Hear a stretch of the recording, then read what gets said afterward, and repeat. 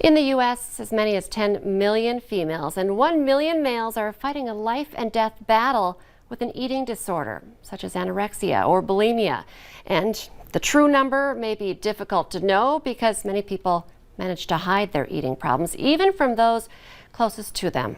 Here to tell us more about children with eating disorders is Sanford pediatrician Dr. Stephanie Hansen. Welcome back to the show. Thank you for having me today. This is kind of a tough topic, one of those that has a stigma around it that no one wants to talk about, but you need to talk about it. So let's first start with just what you consider an eating disorder. Yeah, really, when I think about an eating disorder, it's really an unhealthy or extreme obsession with food and weight. And people with eating disorders eat or avoid eating in some really extreme ways. And there's really three main types of eating disorders that we think about. The first one, or the most commonly known, is anorexia nervosa. And that's people who severely restrict the calories they're taking in, sometimes even to the point of starvation. And they have a very unhealthy obsession with being thin and have a very distorted view of their body and what it looks like. They may refuse to eat, they may exercise obsessively, and it really can be quite a debilitating illness.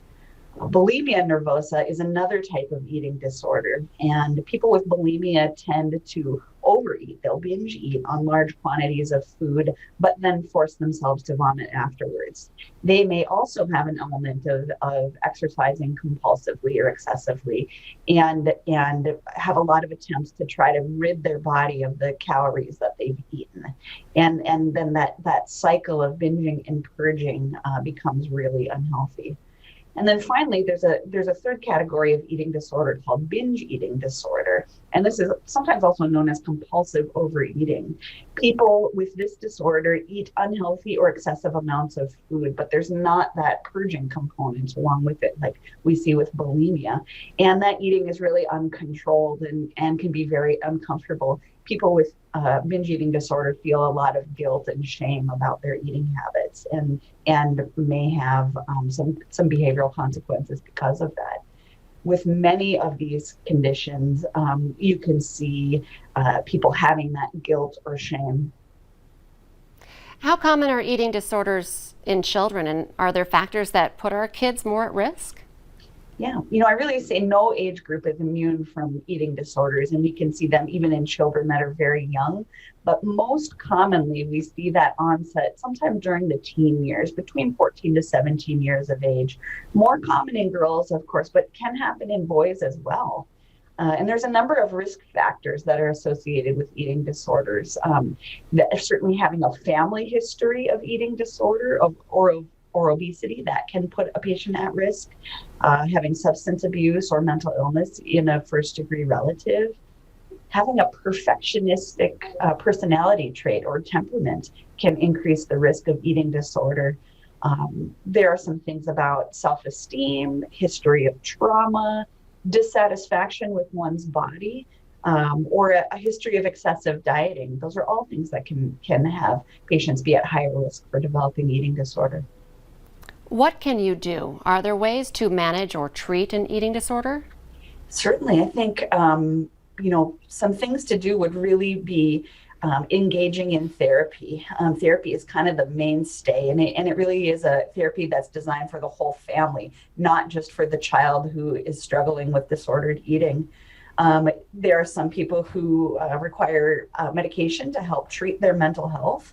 And really the treatment is tailored to that patient's individual needs. So there really isn't one type of treatment or one type of therapy that's appropriate for every type of eating disorder. And where should parents start if they're concerned their child might have an eating disorder? Yeah, I think a great place to start would be talking to your child's pediatrician. They can really help evaluate what's going on and help understand, what resources are available to that family to help them down that treatment journey. We live in a difficult world with highlight reels, just perfect bodies are posted on, social media. Is that something that you think is adding to the problem? Oh, I think certainly the societal expectations for how people should appear, that definitely weighs on kids and sets up an unfair expectation about what we should look like. I think it's important for families to really help their child embrace all body types and feel good about their body, no matter what size and shape they are.